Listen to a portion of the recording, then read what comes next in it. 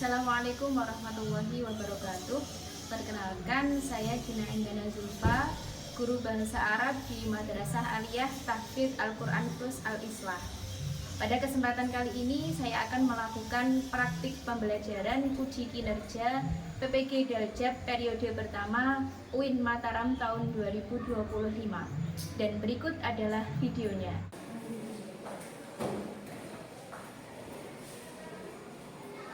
Assalamualaikum warahmatullahi wabarakatuh. Waalaikumsalam warahmatullahi wabarakatuh. Kaifa halukum jami'an? Alhamdulillah. Ada tersenal Al-Lughatul Arabiyyah. Al-Lughatul Arabiyyah. Silakan ketua kelasnya memimpin doa. Istari doa nabtadi.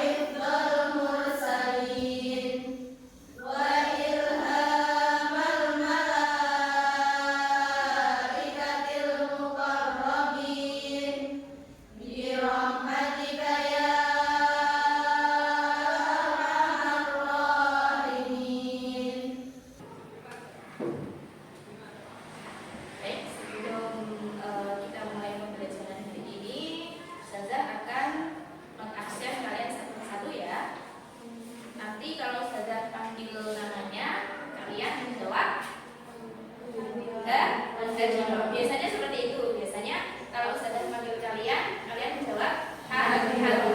Tapi saat ini nanti kalau Ustazah manggil namanya, silahkan kalian menyebutkan perasaan kalian hari ini. Perasaan kalian bil lughah al-arabiyyah. Mungkin kalian sedang sa'idun. Apa sa'idun? Sedang bahagia atau sedang ghadabun? Marah. Atau sedang ta'idun? Ta'idun? Apa? Lelah, capek. Atau mungkin sedang kolakun? Stres. Atau mungkin sedang hazinun? Lagi sedih. Atau mungkin sedang hairun? Bingung. Kita mau ngapain ya? Ustazah hari ini mau ngasih pelajaran apa ya? Nah, nanti Ustazah panggil, kalian jawab sesuai dengan perasaan kalian hari ini. Oke? Afif, sa'idun. Amber, sa'idun. Alina, sa'idun. Arini, hairun. Rati, Jaja, Marildo, Aini, Sa'idun. Aziza, Sa'idun. Maulida, Sa'idun. Sudah. Rafa'ana, Sa'idun. Sa'idun. Naja, terakhir Zahra, Sa'idun. Banyak yang Sa'idun ya hari ini. Apa gerak-gerak ketemu sadar?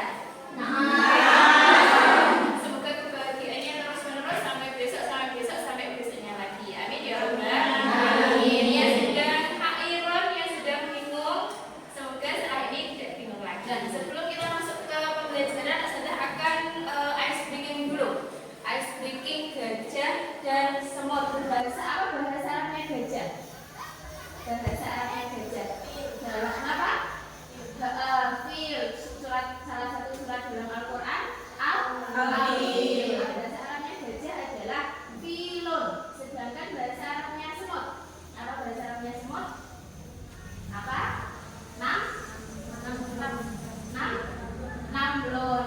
Gajah bahasa Arabnya filun. Semut bahasa Arabnya namlun.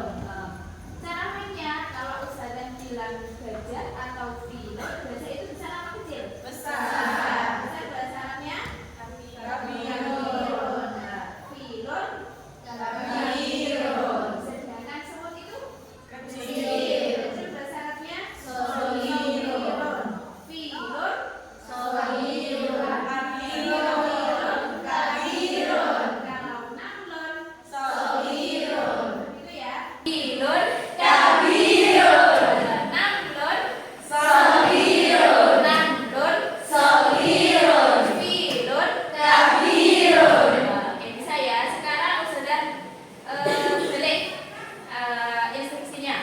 dibalik filun Sohirun. ya filun kabirun filun Kabirun.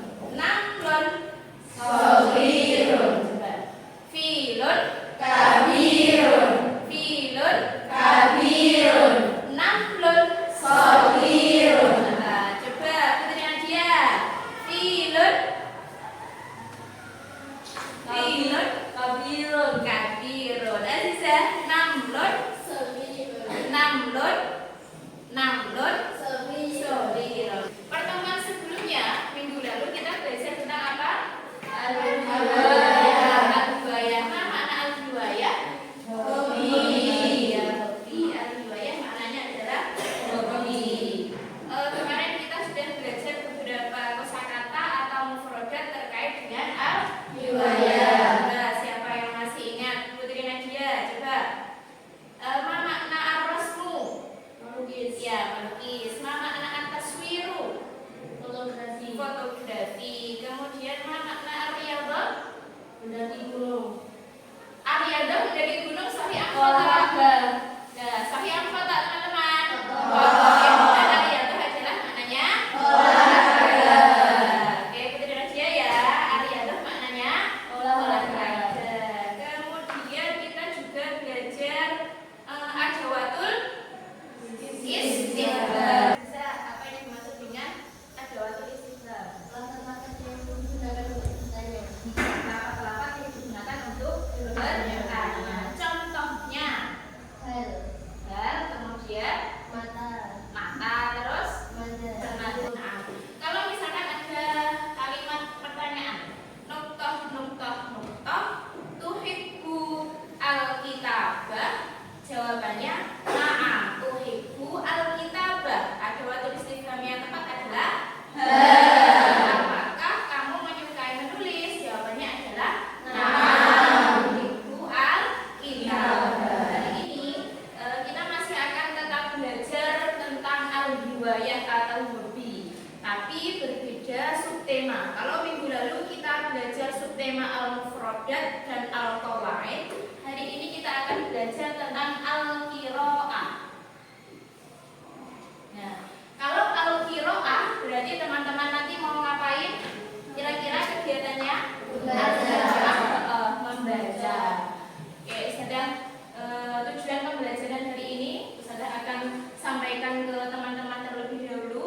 Yang pertama, melalui model pembelajaran problem based learning diharapkan peserta didik dapat yang pertama menjawab pertanyaan terkait teks bahasa Arab tentang al-hiwayah dengan baik dan benar. Kemudian yang kedua, peserta didik dapat membaca teks bahasa Arab tentang al-hiwayah tanpa syakal dengan baik dan benar.